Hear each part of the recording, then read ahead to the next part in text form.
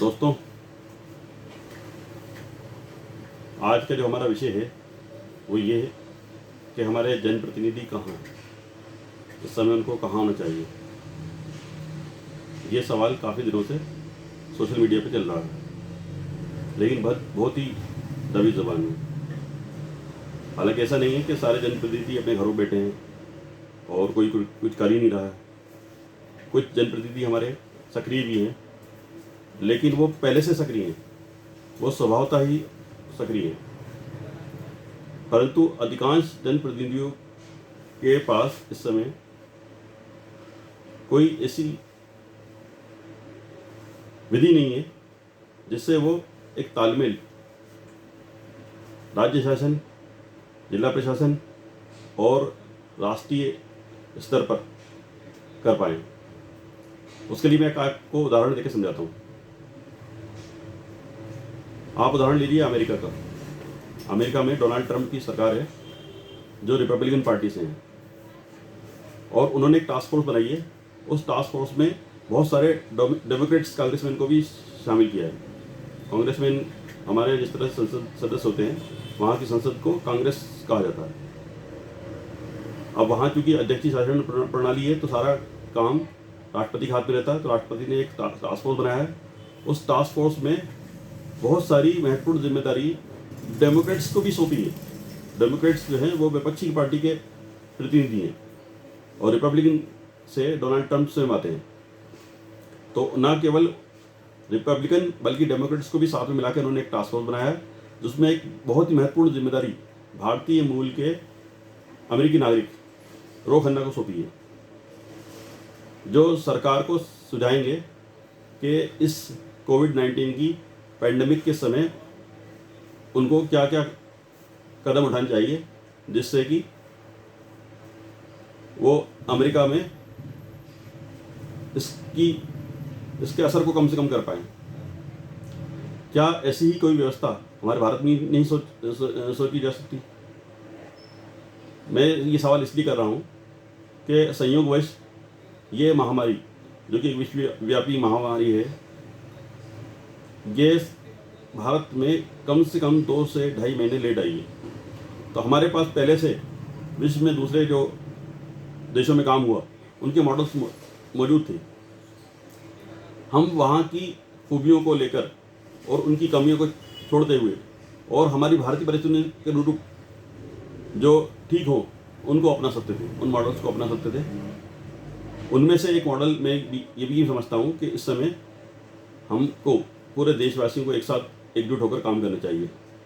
इसमें किसी भी पार्टी का कोई भी प्रतिनिधि क्यों ना हो, वो अपनी दलगत भावना से ऊपर उठकर आए और काम करे, और उसको उस जिम्मेदारी भी सौंपी जाए।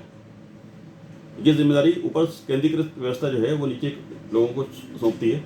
तो उसके लिए ऐसा किया जा सकता है कि जैसे इस समय पूरे भारत में 733 जिले हैं। 733 जिले में हर जिले की जिम्मेदारी एक MP, मेंबर ऑफ पार्लियामेंट, संसद सदस्य को सौंपी जा सकती है। वो कैसे? पूरे देश में 543 इलेक्टेड सांसद हैं जो लोकसभा से आते हैं। कुछ लोग किसी कारणवश कोई सीट खाली होगी, और कुछ हमारे अभी मंत्रिमंडल के सदस्य हैं जो और महत्वपूर्ण कार्यों में लगे हुए हैं, उनको अगर छोड़ भी दिया जाए तो 233 सांसद राज्यसभा से भी आते हैं। यदि हम ये माने कि 43 महत्वपूर्ण व्यक्तियों को छोड़ दिया जाए तो 733 संख्या हमारी हो जाती है, जो राज्यसभा और लोकसभा दोनों को मिलाकर, और कुल मिलाकर 733 सांसदों को, हर सांसद को बिना किसी दल के आधार पर हर जिले की एक जिम्मेदारी सौंपी जा सकती है। हर जिले के लिए एक सांसद हो सकता है। उन सांसदों के साथ एक टास्क फोर्स बनाया जाए जो जिला स्तर पर जिलाधिकारी के साथ काम करे। उस टास्क फोर्स में अगर कोई नगर निगम है तो उसका महापौर, अगर कोई नगर पालिका है तो उसका नगर पालिका अध्यक्ष, अगर जिला पंचायत है तो जिला पंचायत का सदस्य और जिला पंचायत का अध्यक्ष, और पार्षदों तक या पंच सरपंच तक सारी व्यवस्था बना ली जाए। अब इन लोगों को बीच में डालने का क्या उद्देश्य है? इससे क्या फ़ायदा है? इसके 2 फायदे हैं। एक तो ये है कि हम ये देख रहे हैं कि प्रशासन को इस समय बहुत ज़्यादा दिक्कतें आ रही हैं। कोई बात को वो जनता तक पहुंचाने के लिए काफ़ी उनको मशक्क़त करना पड़ रही है। यदि जनप्रतिनिधि बीच में आते हैं तो बहुत आसानी से, क्योंकि उनका बहुत प्रभाव होता है जनता के बीच, तो बहुत आसानी से वो बात जनता तक पहुंचाई जा सकती है। तो प्रशासन को ज़्यादा जनोन्मुखी बनाया जा सकता है। और इसी प्रकार से जनता की कोई डिमांड्स हैं, जनता की कोई ऐसी मांग है जिनको हम उचित मांग की श्रेणी में रखते हैं, उन मांगों को प्रशासन तक पहुंचाया जा सकता है। इसके अतिरिक्त एक ट्रायंगल आता है हमारा, वह है जो कई सारे ऐसे सामाजिक संगठन हैं, जो NGOs हैं, जो कि इस समय काम कर रहे हैं। उनके बीच उनके साथ भी तालमेल बनाने के लिए ये जनप्रतिनिधि हमारे साथ सब मिलकर एक टास्क फोर्स के रूप में काम कर सकते हैं। अब इसमें क्या होगा? इसमें यह होगा कि पूरा देश इस राष्ट्रीय संकट की घड़ी में पूरा एकजुट एक साथ खड़ा हो जाएगा। सारे जनप्रतिनिधि एक साथ आ जाएंगे और उनको ज़मीनी स्तर पर कोई काम करने को मिलेगा, जो कि उनकी जिम्मेदारी भी है। मुझे थोड़ा सा आश्चर्य हुआ था जब कुछ जनप्रतिनिधियों ने, विशेषकर विधायकों और सांसदों ने, अपनी सांसद निधि और विधायक निधि को केंद्रीकृत व्यवस्था के अधीन कर दिया। यानी कि उन्होंने मुख्यमंत्री राहत कोष में या PM केयर फंड में अपने फंड को दे दिया। वस्तुतः जो है सांसद निधि या विधायक निधि जो होती है वो स्थानीय आवश्यकताओं के अनुरूप बिना किसी सैंक्शन के विधायक या सांसद काम कर पाएँ, उसके लिए उनको भारत सरकार मुहैया कराती है। अब आप PM केयर फंड में या मुख्यमंत्री राहत कोष में उसको दान कर रहे हैं, तो पहले तो वो भारत सरकार का पैसा है और वो आप भारत सरकार को वापस दान कर रहे हैं।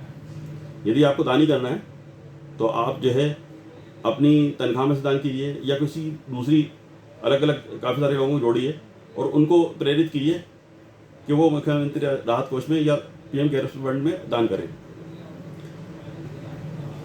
उसका मूल उद्देश्य ये है कि स्थानीय आवश्यकताओं के अनुरूप यदि सांसद का पास पैसा है तो बिना किसी प्रधानमंत्री या मुख्यमंत्री के सैंक्शन लिए वो अपने स्थानीय ज़रूरतों के हिसाब से उनको खर्च कर पाता। अब उस मूल उद्देश्य से ही हम पलट गए।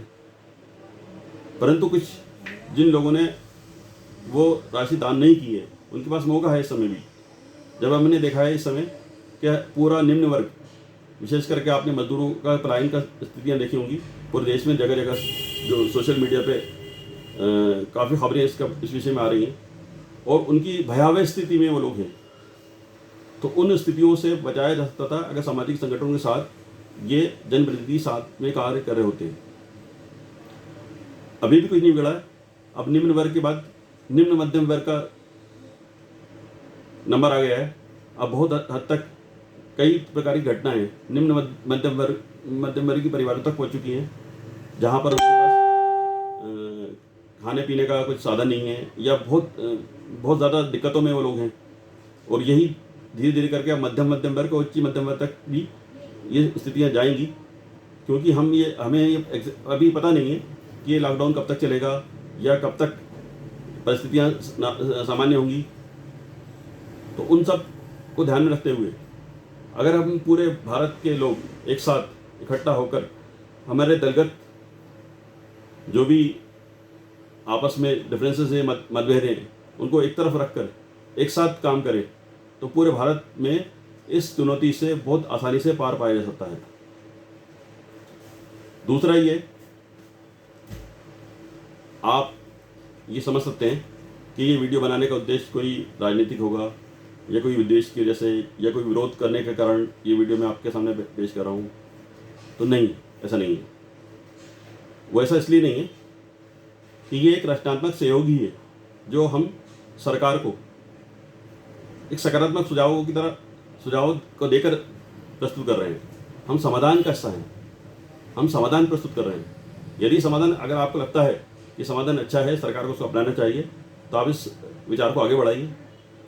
परंतु आपको लगता है नहीं, ये तर्कपूर्ण नहीं है, सरकार सही काम कर रही है, तो आप चाहें तो इस विचार को सोचकर त्याग दें। मेरी आपसे यही विनती रहेगी कि अगर आपको विचार जो मैंने आपके सामने अभिव्यक्त किए अच्छे लगे तो आप इनको आगे साझा कीजिए, ताकि हम हमारे देश की परिस्थितियों को आगे आने वाली चुनौतियों से पार पाने के लिए तैयार कर पाएँ। जय हिंद, जय भारत।